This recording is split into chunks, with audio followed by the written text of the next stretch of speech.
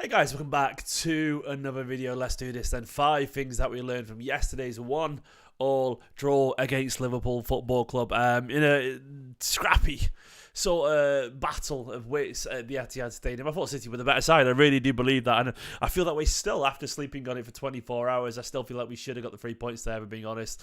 And I interestingly did see an article as well, actually. From referee Keith Hackett saying the penalty should have been, no, the goal should have been given, so we were robbed officially. I think I can say that with confidence now, but it is what it is. I woke up today feeling pretty calm, and I think Guardiola was pretty calm as well after the game. He talked an awful lot about how he thought his team were excellent, and well, Guardiola, I like it when Guardiola says that because you know he means it, and what I mean by that is like Guardiola, if he sees what he thinks is the right football, he will say it, even if the result isn't always perfect. And that's what I'm getting from his quotes yesterday, which is to me is really reassuring. You know, I like it.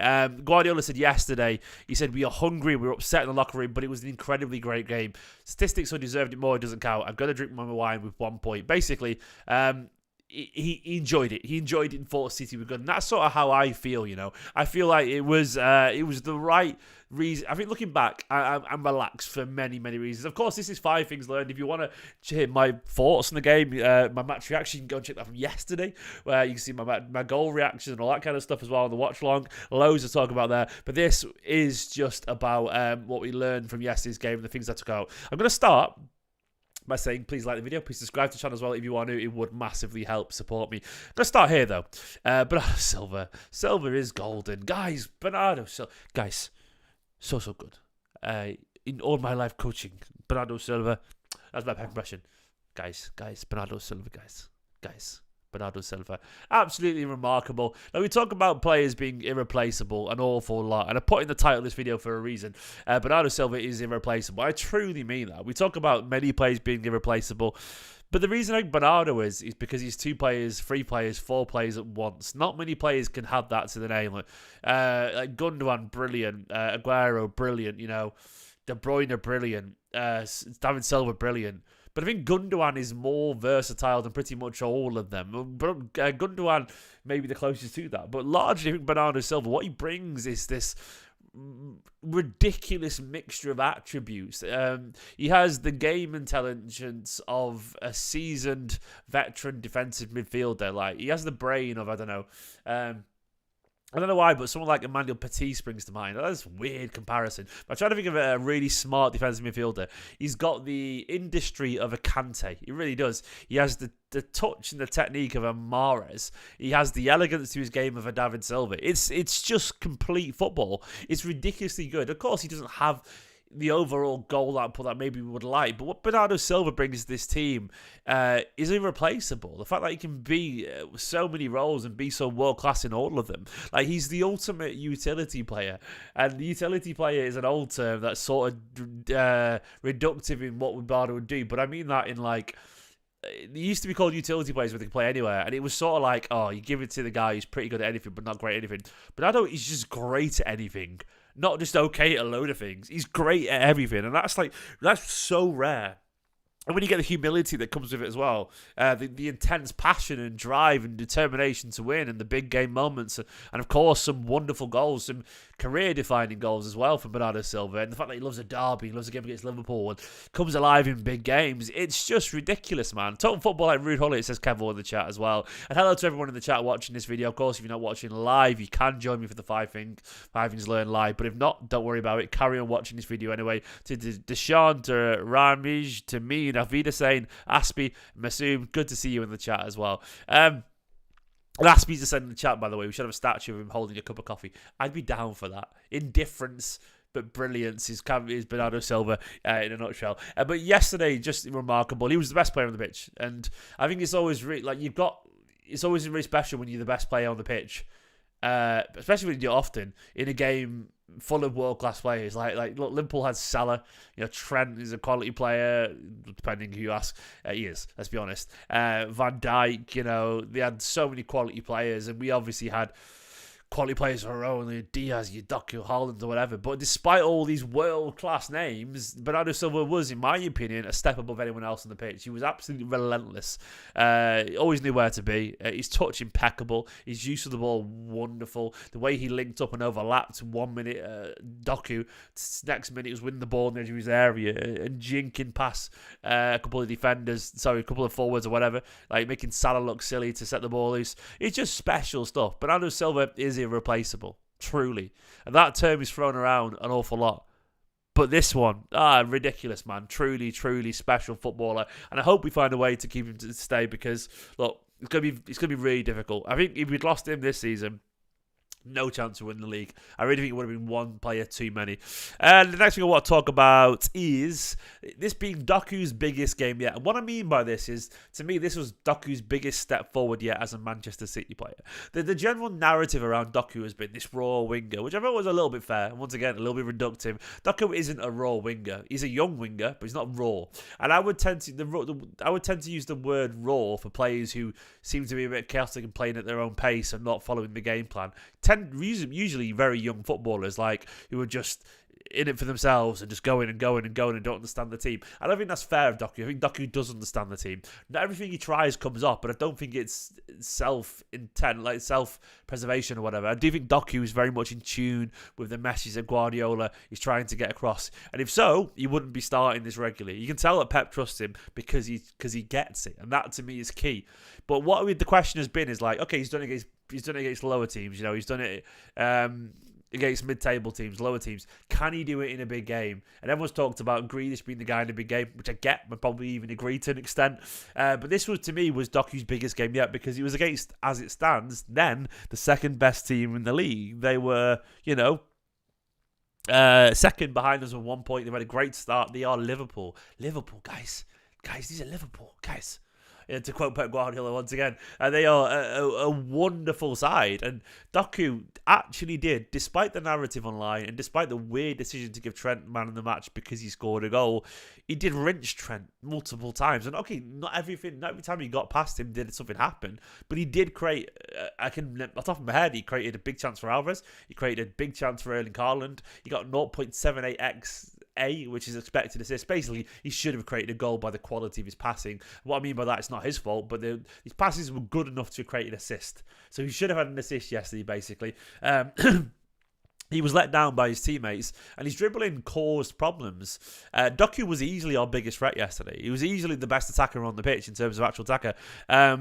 And I am really encouraged because I think Doku is still only young and I think he's got a lot to improve, but he would tell you that the same. He's 21 years old. He's just made a leap from a decent French side to the best team in the world right now. And that is literally the level that he's coming into. And still, despite so many young attackers struggling to adapt Manchester City immediately, not even young ones, sometimes more senior ones like Mahrez, players tend to take a year or so. He's come in and been electric almost immediately. And in his biggest game in a Manchester City shirt so far, he showed that he can be really, really effective. And that's without even the improvement that I know he will make.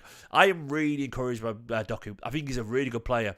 Is he a great player yet? A special player? No. He's a special talent, potentially. But right now, he's a really good player. He's good, man. He's good. And I think he could be world-class with a little bit of refining, a little bit of time. Does that make him raw? No, I don't think he's raw because I don't think he's selfish. I think he plays the game with intention. And I think he understands what Guardiola wants. But to me, I was very encouraged by what I saw for Doku yesterday. I'm not saying he was perfect, but he was at least an 8 out of 10. And in his biggest game yet, that's impressive for me. We do need KD back, though, because despite everything I said about Doku, you can tell we're leaning on Doku right now. We are, which is crazy. And the 21-year-old at that height shouldn't have to shoulder all of that burden. We need Kevin De Bruyne back, and not just because of his quality. No, okay, his quality is great. Like he plays wonderful through balls. He sets up Haaland. He has this killer instinct. He's passing. He sees things others don't. But I think it really, once again, it's down to his experience as well. Kevin De Bruyne is a lethal weapon. He's a truly ridiculous midfielder, capable of magic things. And Kevin De Bruyne terrifies rivals. Like Kevin De Bruyne coming back, one, gives us more options. Obviously, we need that depth to the squad, and two, I think also we sort of like we need that experience. We need variety. And actually, away from these points I was making, I think we also we're not ready to not have him yet. And what I mean by that is like, we need KDB because he's just part of our plans. Like, I think there's a future where KDB doesn't exist, and we would have moved. We would have moved on eventually from him. We will move on eventually from him, but I don't think we're ready to do that yet. You can tell we didn't plan to not have KDB, if that makes sense. And I think we haven't got the tools yet fully to have a no KDB side. Like, we do need another creative midfielder eventually, I reckon. Because Alvarez is very good, but he's still a guy, a work in progress in that role. So I do think we need KDB back because we haven't got the natural replacement there yet. Interestingly enough, there was some KDB quotes today. KDB, let me find the quote from KDB. He said, on his recovery, this is a direct quote, KDB said, "It's going well and getting along. I still got a little way to go, but we'll be there. Hopefully, I'll be back something close after the new year if everything goes well." So hopefully, not long after the new year is what Kevin De Bruyne said. So that's what I expected. He won't be back before Christmas. Mainly, I would guess, this is a guess, based on his words, look, he's not going to be fully fit until February. Like, he might be back in training mid-January, but I'd be surprised if we're not going to see him. We're still going to see him until the back end of winter.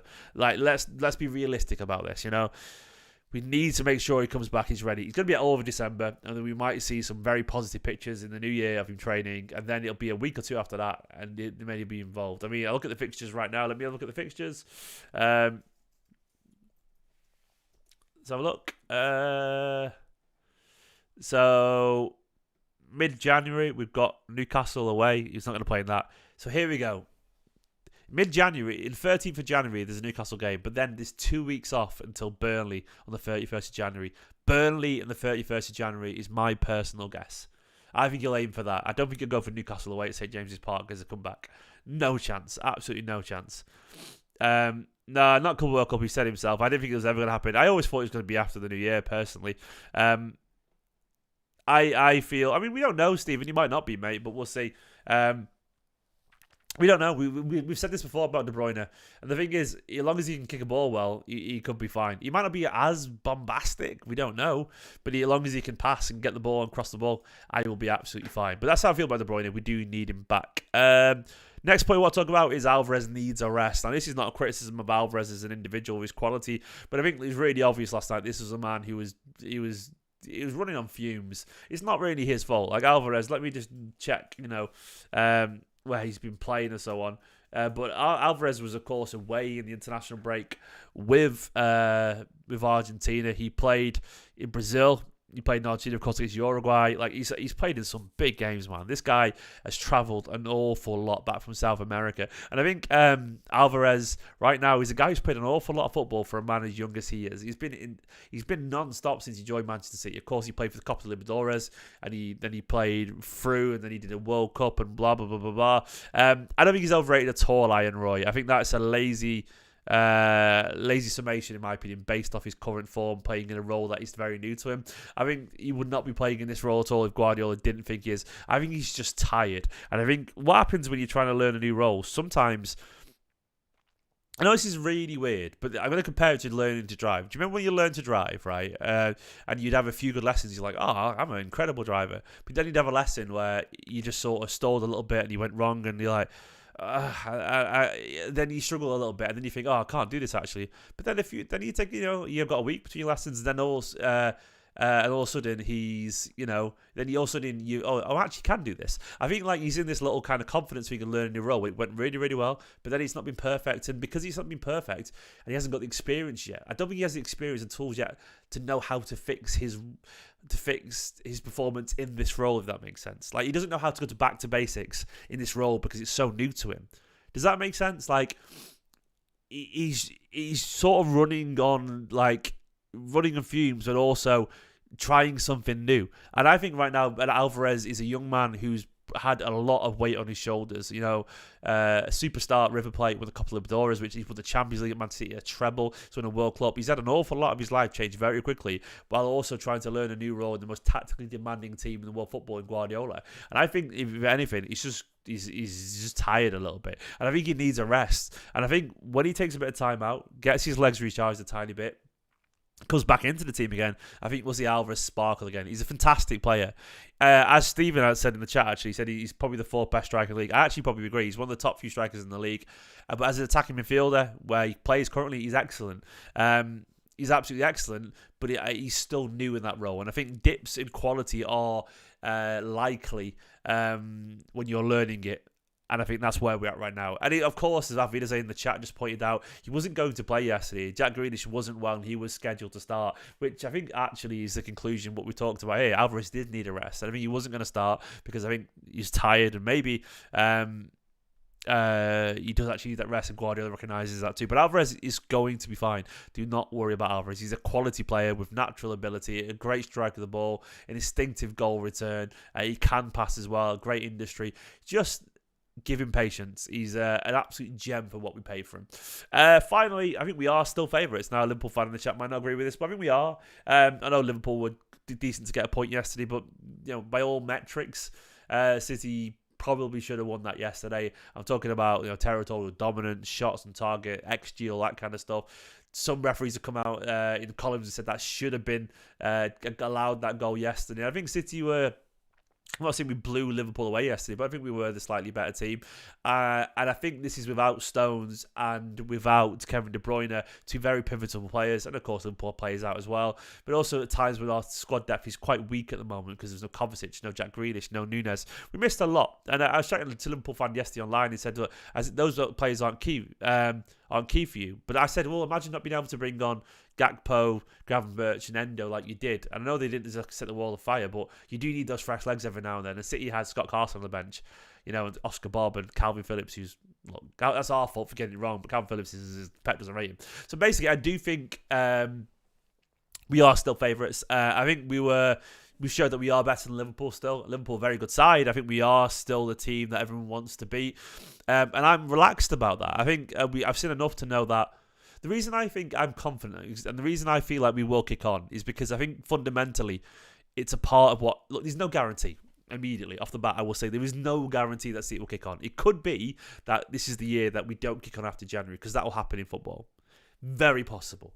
The reason I think it's still likely, not guaranteed, but likely to happen is because I think it's fundamentally just part of what a Guardiola side does. Because I think it's just what Guardiola does, basically. Like, I think his sides...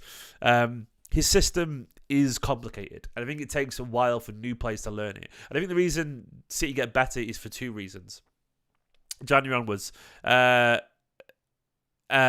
for me, I think it's because one, the new players start to adapt, which helps. So the squad, the quality obviously improves as a general vibe. I think so as the squad.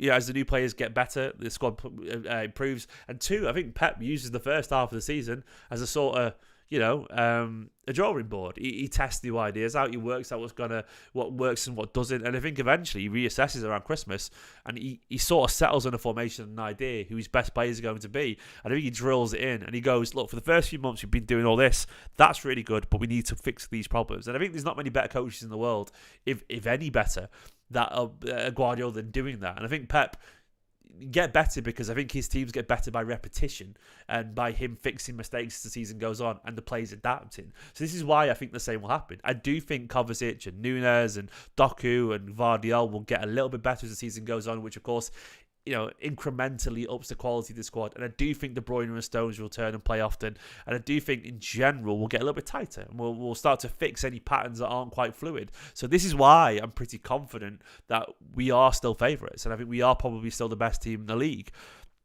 And we're second right now, but I am confident still. And I think I've seen enough so far to know that we probably should feel confident about a side. I think we will get there. It won't be easy, no guarantee. There's a good chance that maybe it doesn't work for whatever reason. But I will be surprised if come the end of the season we aren't top. I think we have too much quality. And I think I've seen enough signs, I think Guardiola has too, that there's a lot of focus in this side, a lot of hunger still there. And that is hard to gauge before a season until you actually, you're down, in the thick of it. And you're down in the woods and sensing what the players want. And I think they want it still. And I think Pep's seen that too. And you can sense it by his quotes. Pep knows these players are hungry, He knows they want it. And that to me is why I'm encouraged. He knows they want it without Kevin De Bruyne to come back as well. And I think something just clicks in the players of these in the heads of these players towards the end of the season. I think February, March onwards is where where the likes of, De Bruyne, Kyle Walker, John Stones, Ruben Diaz, Rodri, Bernardo Silva, I think these players just get going. The best just get going, and for whatever reason, that combination of mentalities and the combination of qualities that these players have got, they're a band of brothers, and they do work excellently together. And I've seen it so many times in the eyes of these players, that steely determination and that focus and that evident self-belief. And you can't underestimate the empowerment that a treble win will bring to these players. And of course, there's always questions of hunger. But I don't know. I think the players are young enough, and there's enough new faces alongside him to keep them going. And you've got the best manager in the world, in my opinion, there. I think they'll keep going as well. And as well, maybe, as Kevin pointed out, winning the Club World Cup will help want more trophies. I hope if we win that as well, that thirst for success, and it's addictive, It's addictive. And I think the very best are addicted to it. You look at the greats. The greats win a lot of trophies for a reason, because they want those trophies, and they are talented, and they work really hard. And I think we've got a big collection of those mentalities at Manchester City Football Club. So that is why I'm confident. Guys, they are the 5 things that I learned. I hope you enjoyed this video. Silva is golden. He really, truly is irreplaceable. What a special footballer. We are blessed to have a man of that immense quality at Manchester City, and I already dread and hate the idea of him leaving Manchester City Football Club. It is inevitable one day, but for now, he is irreplaceable. A true one-of-a-kind, and industrious, elegant ballet dancer of a robotic footballer. It's ridiculous. What a wonderful combination of attributes. Secondly, Doku has shown, in my opinion, that he can do it in a very big game. I'm not saying he's perfect, but I've seen more than enough now in a Manchester City shirt to know that this guy can go from being a very good, exciting player to a truly special player with a little bit of luck, a little bit of hard work, and a little bit of focus. A cracking signing. Thirdly, we do need KDB back, not just for that immense quality, mainly because of that quality. That right foot of his, that left foot of his, the free balls, the passing, the vision, the goals, but also because of that mentality, that senior leadership, the variety that he would bring would be wonderful. The fourth thing is that Alvarez needs a rest. That man has carried an awful lot over the years, but I think right now his young body is showing signs of a little bit of fatigue. Give him a chance to be a little bit retrospective and reflective and look back at what he's done and achieved and improve. And finally, we are still favourites. Guys, thank you for watching this. You're beautiful people. Go watch a match reaction from yesterday. Subscribe and like this video in a bit. See you tomorrow for another video. Bye-bye.